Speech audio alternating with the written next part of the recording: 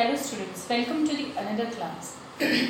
इस चैप्टर का जो लास्ट वीडियो लेक्चर था, in that we have discussed about the cytoskeleton of the cell, और जो मोस्टली जिनका फंक्शन क्या था, to provide support to the cell, जिसमें हमने क्या क्या डिस्कस किया था, माइक्रोफिलामेंट्स को, intermediate fibres, protein fibres, and third one we have discussed the structure of microtubule.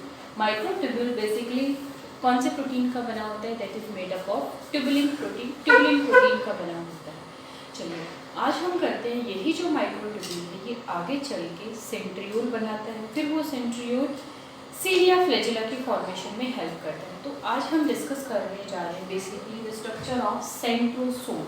इसका स्ट्रक्चर देखें हम, centrosome.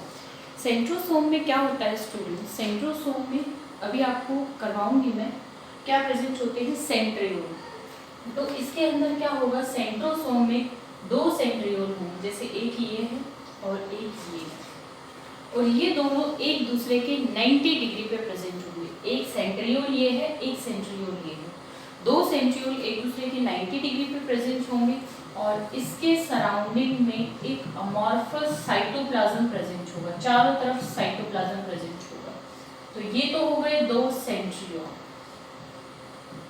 It is surrounded by amorphous cytoplasm. इसको हम नाम ले देते हैं साइटोप्लाज्म को सेंट्रोस्फीयर।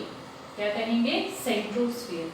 एंड दिस होल स्ट्रक्चर, जिसके अंदर सेंट्रियोल भी है, सेंट्रोस्फीयर भी है, इस होल स्ट्रक्चर को हम क्या नाम देते हैं? सेंट्रोसोम। क्या नाम देंगे? सेंट्रोसोम। यहाँ पे दो सेंट्रियोल हैं, इसीलिए कुछ बुक्स में इसको दूसरा नाम भी दिया होता है, दैट इज डिप्लोसोम। क्या लिखा हुआ होता है? डिप्लोसोम, because it consists of two centrioles which are arranged at 90 degree at right angle to each other. तो सेंट्रोसोम में बेसिकली क्या है? It consists of two centriole at right angle and surrounded by transparent amorphous cytoplasm. Centriole का structure कैसा होता है वो इसके बाद हम डिस्कस करेंगे, पहले हम सेंट्रोसोम देखते हैं। अब देखिए, ये मोस्टली अगर हम सेंट्रोसोम की बात करें तो this is found in animal cell. ये किस में मिलता है? एनिमल सेल्स में मिलता है, एंड लोअर प्लांट सेल। किसमें? Lower plant. It is absent in higher plants.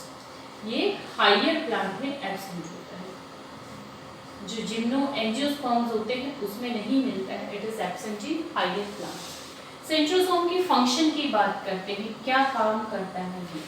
Centrosome क्या करता है? एनिमल सेल में है, ये एनिमल सेल में क्या करेगा? जब इससे अगला हम चैप्टर करेंगे सेल डिवीजन, सेल साइकिल का, वहाँ मैं आपको बताऊंगी क्या होता है। जैसे ये एक सेल है, इसको डिवाइड होना है, तो क्या होगा? इसके जो दो सेंट्रियोल हैं, जो सेंट्रोसोम में दोनों सेंट्रियोल दोनों पोल पे चले जाते हैं, जैसे एक इस पोल पे आ गया, एक इस पोल पे आ गया, तो both the centriole move to the opposite pole. कहाँ चले जाएंगे? अपोजिट पोल पे चले जाएंगे, और इनके बीच में अरेंज हो जाएंगे माइक्रोट्यूब्यूल्स, जो हमने साइटोस्केलेटन में पढ़ा था, और वो अरेंज होके बीच में क्या बना लेते हैं? Spindle fibres. क्या बनाएंगे? Spindle fibre. तो सेंट्रोसोम बेसिकली क्या कर रहा है? सेल डिवीजन के टाइम स्पिंडल फाइबर्स बना रहा है, और you can say it helps in cell division. तो फर्स्ट, इसका फर्स्ट फंक्शन हो गया, it helps in cell division. ये आप बेसिकली सेंट्रियोल का फंक्शन भी यही लिख सकते हैं, क्योंकि बेसिकली है कि इसके अंदर सेंट्रियोल ही है जो अपोजिट पोल पे जा रहे हैं। तो एक तो ये सेल डिवीजन में क्या बना रहे हैं? Spindle fibre, forms spindle fibre. Second इसका जो फंक्शन है, इसके बाद हम करेंगे सेल्स के अंदर कुछ मोटाइल स्ट्रक्चर्स होते हैं जिनको हम बोलते हैं सीलिया फ्लैजेला। उस सीलिया फ्लैजेला की जो बेसल बॉडी होती है वो कौन बनाता है? सेंट्रोसोम, और यू कैन से सेंट्रियोल। तो it forms the basal body, या बेसल बॉडी को ब्लिफेरोब्लास्ट भी बोल देते हैं, it is also called blepharoblast. तो it forms the basal body, blepharoblast of cilia flagella, जो सेल को मूवमेंट में हेल्प करेंगे, उनकी ये बेसल बॉडी ब्लिफेरोब्लास्ट बनाता है। चलिए, तो this is about the centrosome. ये इसके फंक्शंस कर लिए हमने। अब हम सेंट्रियोल का स्ट्रक्चर देखते हैं कि बेसिकली सेंट्रियोल में क्या होता है, कैसा इसका स्ट्रक्चर होता है। सेंट्रियोल का स्ट्रक्चर समझने से पहले हमें माइक्रोट्यूब्यूल का स्ट्रक्चर आना चाहिए, और लास्ट क्लास में हमने डिस्कस कर लिया था माइक्रोट्यूब्यूल का स्ट्रक्चर कैसा होता है। क्विकली मेरे साथ रिवाइज कीजिए। कौन से प्रोटीन का बना होता है? दो protein alpha beta tubulin dimers बना लेते हैं, और कई सारे डाइमर्स जब पॉलीमराइज हो जाते हैं तो they will form a protofilament. क्या बना लेंगे? प्रोटोफिलामेंट। और 13 प्रोटोफिलामेंट अरेंज हो जाएंगे तो they will form a microtubule. तो अभी हम कर रहे हैं स्ट्रक्चर ऑफ अ सेंट्रियोल की। एक सेंट्रियोल का स्ट्रक्चर कैसा होता है? द टर्म सेंट्रियोल, जो टर्म सेंट्रियोल है, it was given by Theodor Boveri. ये टर्म किसने दी थी? It was given by Theodor Boveri. Theodor Boveri ने टर्म दी थी।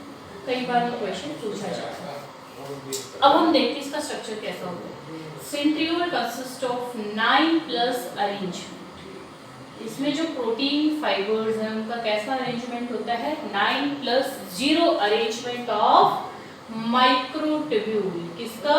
माइक्रोट्यूब्यूल का। माइक्रोट्यूब्यूल ट्यूबुलिन प्रोटीन के बने थे, और जिसमें 13 प्रोटोफिलामेंट ने एक हॉलो नॉन कॉन्ट्रैक्टाइल साइटोस्केलेटन बनाया था, माइक्रोट्यूब्यूल। तो सेंट्रियोल में कैसा अरेंजमेंट होता है? 9+0 अरेंजमेंट। अभी बताती हुई आपको 9+0 अरेंजमेंट क्या होता है, देखिए।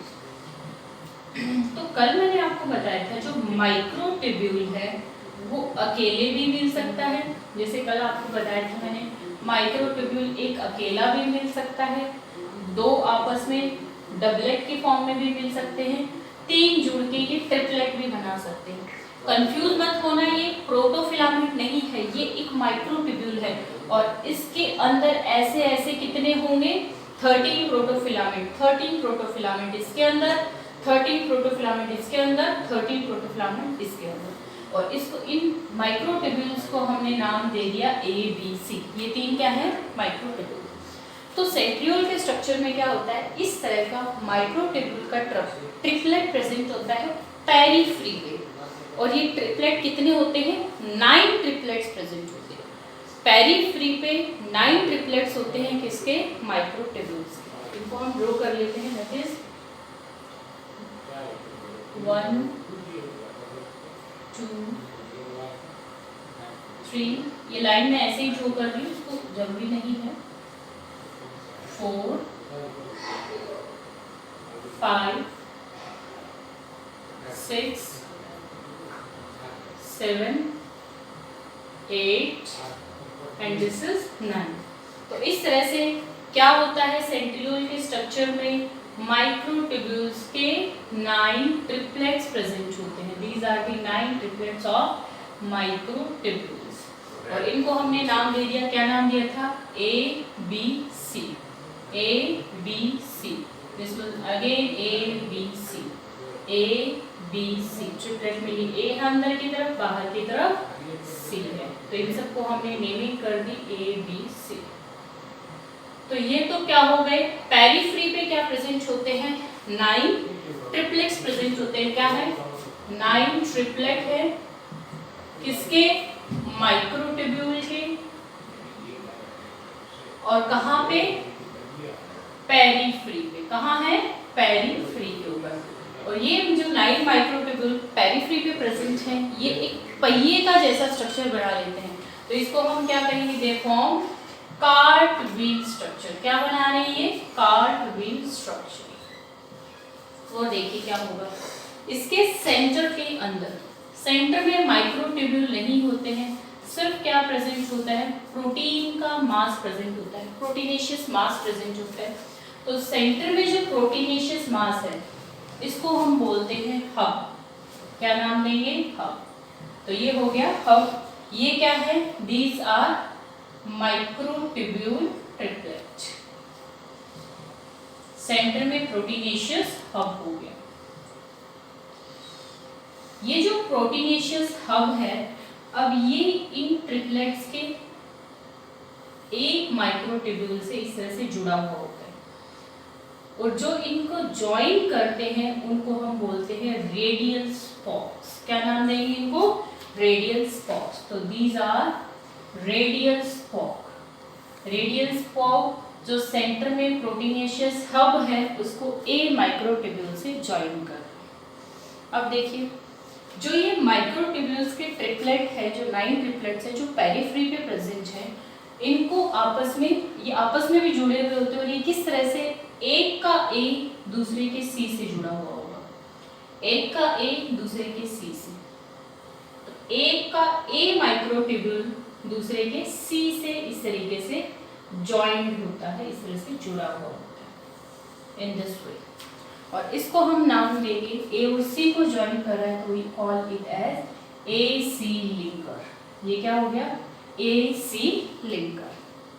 तो देखिए क्या हो गया, पेरिफ्री पे 9 माइक्रोट्यूब्यूल्स हो गए, सेंटर में कोई माइक्रोट्यूब्यूल नहीं, सिर्फ प्रोटीन का मास है, इसीलिए इस अरेंजमेंट को हमने क्या बोल दिया, 9+0 अरेंजमेंट। क्या कह दिया, 9+0 अरेंजमेंट। और देखिए क्या होता है, जो ये रेडियल स्पोक है जो हब को ए लिंकर ए माइक्रोट्यूब्यूल से जोड़ रहे हैं, इनके अंदर थिकनिंग प्रेजेंट होती है इस तरीके से।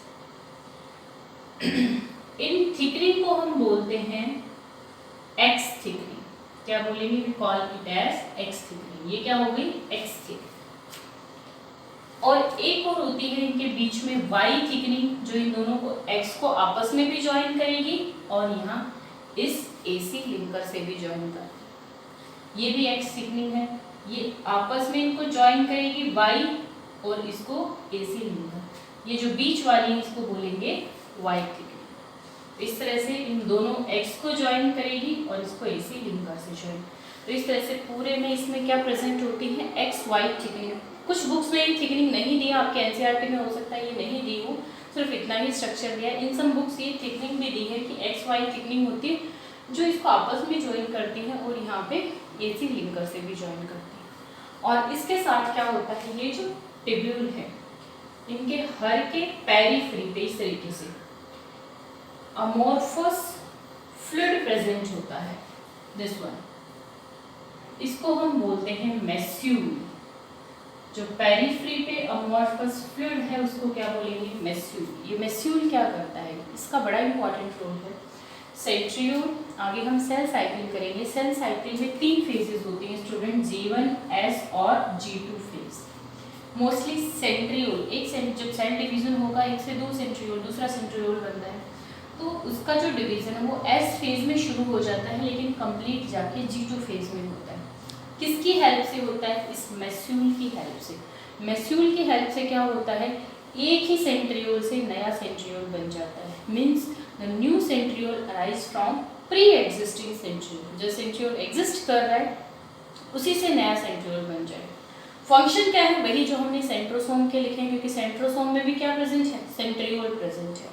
वही सेल डिवीजन में हेल्प करेगा या फिर सीलिया फ्लैजेला की बेसल बॉडी करने। एक और इम्पॉर्टेंट चीज, एनिमल सेल्स में तो ये प्रेजेंट होता ही है, लेकिन 2 एनिमल सेल ऐसी भी हैं जिनमें ये एब्सेंट होता है, वेरी वेरी इंपॉर्टेंट। जो अब ये क्या कर रहा है, सेल डिवीजन करवा रहा है, तो कौन सी ऐसी एनिमल सेल है जो डिवाइड नहीं करेगी, that is our brain cell. जो हमारी ब्रेन सेल है, जो नर्व सेल है, लाइफ में एक बार बन गई वो एज इट इज रहती, वो डिवाइड नहीं करती। क्यों नहीं डिवाइड कर पाती वो, क्योंकि उनके अंदर सेंट्रियोल एब्सेंट होता है। तो ये सेंट्रियोल किसमें एब्सेंट होता है, it is absent in nerve cell और यू कैन से न्यूरॉन। और जो फीमेल गेमीट होता है दैट इज ओवम, oocyte और एग, उसके अंदर भी ये एब्सेंट होते हैं। तो वेरी इंपॉर्टेंट क्वेश्चन आता है कि सेंट्रियोल किसके अंदर एब्सेंट होता है, कौन सी एनिमल सेल्स में एब्सेंट होता है। तो this is about the structure of centriole. Function भी डिस्कस कर लिया हमने। जो नेक्स्ट वीडियो लेक्चर होगा उसमें हम डिस्कस करेंगे कि अब ये सेंट्रियोल से सीलिया फ्लैजेला कैसे बनता है, सीलिया फ्लैजेला का स्ट्रक्चर कैसे होता है। तो वेरी इंपॉर्टेंट, टिल देन आप इसको अच्छे से रीड कीजिए।